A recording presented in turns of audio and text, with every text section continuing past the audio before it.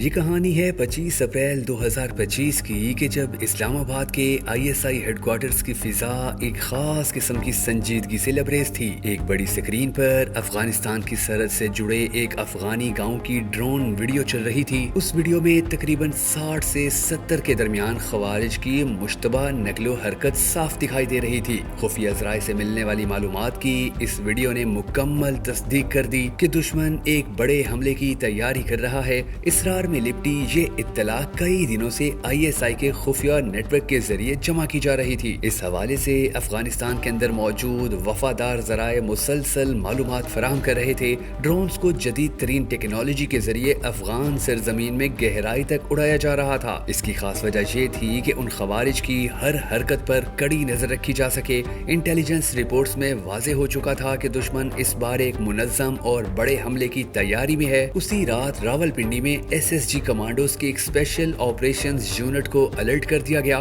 مخصوص جوانوں کو ایک خفیہ مقام پر جمع کیا گیا جہاں انہیں ایک مکمل بریفنگ دی گئی۔ کمانڈر نے ایک بڑی ڈیجیٹل سکرین پر ان خوارج کی تصاویر، ان کے اسلحہ، ان کی چالاکیوں اور ان کے ممکنہ راستوں کی وضاحت کی۔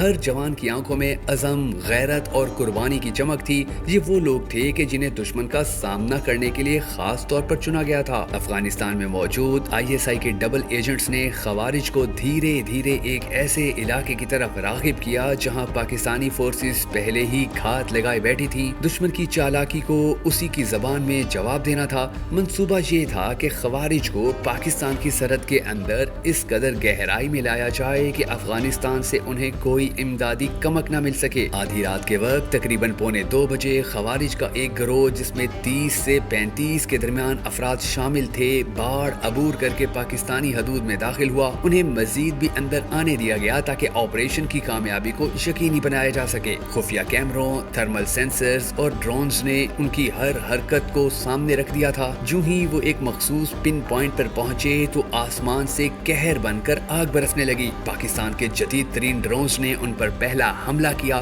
ساتھ ہی زمینی فورسز نے بھی بھرپور فائر کھول دیا۔ خوارج کی صفوں میں افراتفری مچ گئی۔ کچھ دشمن عناصر ابھی تک سرحد کے اس پار تھے، ان پر بھی مارٹرز اور لانگ رینج اسلحہ سے کاری ضرب لگائی گئی۔ تقریباً 20 منٹ کے اندر 40 سے 47 خوارج موقع پر ہی مارے جا چکے تھے۔ زندہ بچ جانے والے چند افراد نے بھاگنے کی کوشش کی لیکن SSG کے جوانوں نے ان کا پیچھا کیا۔ سیاہ اور سبز وردیوں میں ملبوس یہ سپاہی جن کے چہروں پر نقاب تھے ایک ایک دشمن کو تلاش کر کے انجام تک پہنچاتے رہے۔ ان کی گنوں کی گھن گرج اور قدموں کی دھمک نے اس خاموش وادی کو میدان جنگ بنا دیا تھا۔ فوجی ذرائع کے مطابق اس آپریشن میں ایک بھی پاکستانی سپاہی شہید نہیں ہوا۔ یہ مکمل منصوبہ بندی، بھرپور انٹیلیجنس اور جوانوں کی پیشہ ورانہ مہارت کا نتیجہ تھا۔ خوارج کے جسم میدان میں بکھرے پڑے تھے اور ان کے اسلحے کے ذخیرے کو بھی ضبط کر لیا گیا تھا۔ صبح ہوتے ہی اس کامیاب آپریشن کی تصاویر دنیا بھر میں گردش کرنے لگی۔ سوشل میڈیا پر ان خوارج کی نعشوں کی تصاویر اور ویڈیوز وائرل ہو چکی تھی۔